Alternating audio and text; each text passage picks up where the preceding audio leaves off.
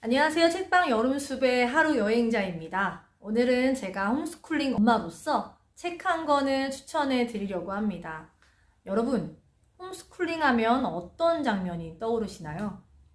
정갈하게 아이들이 옷을 입고 책상 앞에 앉아 있고 엄마는 예쁜 앞치마를 두르고 하얀 칠판 앞에서 아이들에게 강의를 하는 그런 우아한 그런 모습을 떠올리시나요?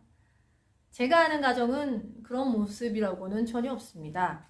아이들이 내복을 입고 있고요. 각자 수업 시간이 있고, 그리고 엄마는 밥하느라 좀 정신이 없고, 그리고 아이들의 얘기를 들어주기 바쁩니다. 그리고 매번 각자의 책을 찾고 고르고 사는 게 가장 큰 일이죠. 네, 이렇게 정신없는 가정이 어디냐고요? 예, 저희 가정입니다. 저희 가정의 모습을 굳이 보러 오시진 않겠죠. 하지만 저는 궁금해졌습니다. 다른 홈스쿨 가정이 어떻게 홈스쿨링을 하고 있는지 말이죠. 그리고 특히 홈스쿨링의 선배인 미국 홈스쿨러 가정들이 어떻게 홈스쿨링을 하고 있는지가 너무 궁금해졌습니다. 그리고 오래된 책을 다시 꺼내 읽었죠. 이 책을 여러분에게 소개시켜 드리고 싶었습니다. 미국 엄마들이 말하는 홈스쿨링 우리는 이렇게 하고 있어요 라는 책입니다. 이 책은 지금 절판이 되었고요. 도서관이나 중고서점에서 구하실 수 있을 거예요. 엄마들의 생생한 인터뷰로 홈스쿨링의 정의, 공부하는 법, 그리고 진로를 찾는 법들에 관해서 나와 있는 책입니다. 저는 이 책에서 첫 번째에 나와 있던 홈스쿨링은 무엇인가, 홈스쿨링의 정의를 말하는 챕터부터 좀 반하게 되었는데요. 여러분은 주변에 홈스쿨링은 무엇이라고 설명하시나요? 네, 홈스쿨링은 그쵸, 학교를 보내지 않는 것이죠. 저는 사실 홈스쿨링을 그렇게 단순하게 생각했습니다. 학교를 보내는 것과 보내지 않는 것, 그것. 그런데 이 책에서는 홈스쿨 엄마들에게 물어봅니다. 홈스쿨링이 무엇이죠? 그랬더니 이 선배 홈스쿨러들이 이렇게 대답합니다. 홈스쿨링은 배움에 관한 목적과 태도의 차이입니다. 라고 말합니다. 네. 목적과 태도요. 공부를 할 때 어떤 공부를 하든 이 공부가 시기에 맞춰서 시험을 보기 위해 공부하는 것이 아니라 지금 나의 삶의 필요로 하기 때문에 내가 원해서 그것을 찾아서 스스로 배우는 것, 그것을 홈스쿨링이라고 정의를 하고 있습니다. 물론 이것의 전제는 배움이 즐겁고 기쁘다는 것을 기본으로 하고 있습니다. 물론 이게 어려운 일이고 말이 안 된다고 생각하시는 분들도 계실 거예요. 하지만 홈스쿨링 9년 차인 부모로서 저의 지금의 생각은 이 말에 전적으로 동의하고요.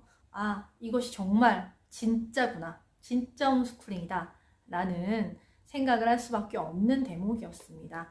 그리고 가장 마음에 들었던 걸 하나 읽어드리면, 삶의 공백을 메우기 위해서 교육적인 경험을 만들어내는 것보다는 좀 더 충만한 삶을 사는데 목적을 두고 있다고 할 수 있다 라고 홈스쿨링을 말하고 있습니다. 자, 그리고 가정 환경에 대해서 나눕니다. 홈스쿨링의 가정 환경, 여러분은 어떤 가정 환경을 두고 계신가요?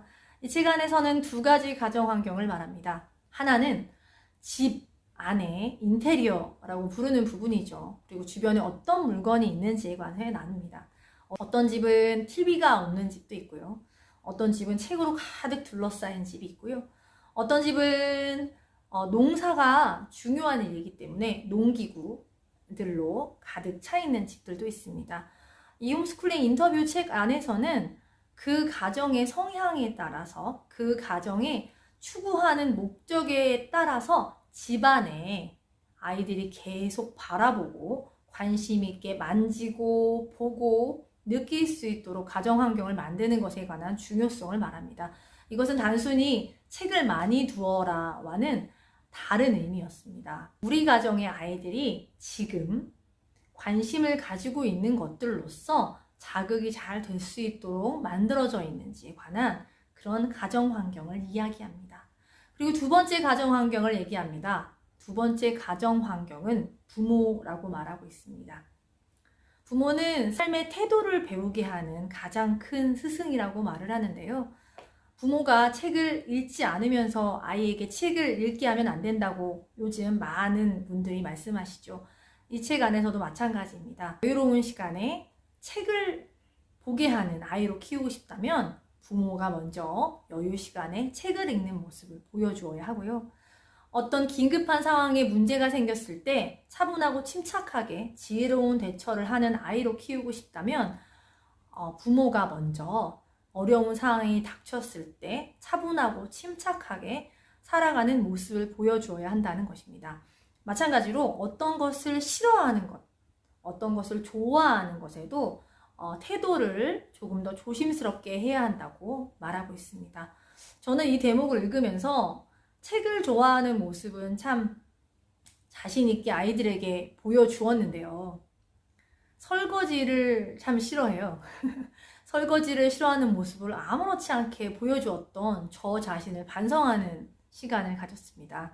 저의 태도를 보면서 저희 아이들도 설거지라는 것에 관한 그 귀찮음, 싫음이 그대로 답습되고 있었겠구나라는 것을 알 수 있었기 때문이죠. 자, 오늘 나눌 마지막 세 번째는 그러면 홈스쿨링에서는 무엇을 가르쳐야 하나요? 무엇을 배워야 하나요? 하고 인터뷰했던 질문입니다. 이 질문에 대해서 이 부모들은 이렇게 대답을 하는데요. 어떤 특정한 나이에 때에 따라 가르쳐야 할 것, 그리고 그 나이 때 필수적으로 알아야 하는 과목은 사실상 없습니다. 라고 말을 합니다. 그렇죠. 그리고 과목을 나누는 것 자체도 인위적인 그런 행동은 그만두어야 한다고 말합니다. 예를 들면 화학, 물리학, 생물학, 사회과학이 다 연관이 되어 있고 어느 순간 문학으로 이어지기 때문입니다. 그래서 한꺼번에 한 번에 공부할 수 있습니다. 라고 말합니다. 어떻게 보면 유닛 스터디 같기도 하고요. 지금 한국에서 많이 하고 있는 통합교육이랑 비슷한 맥락이지요. 아이가 원할 때, 아이가 관심은 있을 때 그 관심에서 다른 분야로 쭉쭉 확장해 나가는 방식의 공부를 홈스쿨링의 공부 방식이라고 말하고 있습니다. 이것은 의견이 다를 수 있으냐면 이것은 인터뷰집이기 때문입니다. 그렇다면 아이가 원하는 시기에 배움을 실천한다면 10대 때 혹시 아이가 꼭 기본적으로 알고 있어야 하는 공부는 없나요? 라는 질문에 이런 대답이 나옵니다. 첫 번째, 10대 때 무엇을 해야 되는지는 적어도 독서를 잘하는 법, 말을 잘하는 법, 글을 일관되게 쓰는 법, 그리고 기본적인 수학의 개념을 이해하는 법, 그리고 원하는 정보를 얻는 법, 한두 가지 일에 열정을 갖게 하는 법, 자기 자신의 능력에 자긍심과 자신감을 얻는 방법이라고 말합니다. 자, 그리고 모든 아이에게 똑같이 적용되는 시간표는 없어야 된다고 말합니다. 10대 때 필요한 이 기술들에 관한 목록을 들으면서 여러분은 어떤 생각이 드시나요? 사실 이 정도를 배운다는 것은 20살이 되어서도 완성되지 않는 공부라는 생각이 저는 들었어요. 독서를 잘하는 것, 그리고 말을 잘하는 것, 그리고 일관되게 글을 쓰는 것. 얼마나 어렵나요? 40대가 된 저도 꾸준히 연습하고 배우고 있는 과정 중인데요. 이 목록을 들으면서 공부를 시키지 말라는 거야, 공부를 시키라는 거야, 약간 이런 고민이 드실 수 있을 것 같습니다. 하지만 이 기술들, 이 필요한 지식들의 목록을 자세히 보시면 단순 시험이나 단순 암기를 위한 공부는 아니라고 말하고 있다는 것을 알게 되실 겁니다. 자, 미국 홈스쿨러들은 말합니다. 홈스쿨링은 배움의 목적과 태도가 다른 것을 말한다. 가정 환경에서 그 가정에서 중요한 것으로 환경을 꾸리고 부모가 먼저 삶의 본을 보이는 것을 말한다. 과목별로 시기에 맞춰서 배워야 할 강제성이 있는 과목은 없다. 그리고 나이별로 같은 시간표일 수가 없다. 하지만 10대 때 알아야 하는 것은 책을 좋아하고 말을 잘하며 일관되게 글을 쓰며 자기의 자신감과 자존감을 배우고 어떤 일에 열정을 가질 수 있도록 키우는 것. 것을 홈스쿨링이라고 말하고 있습니다.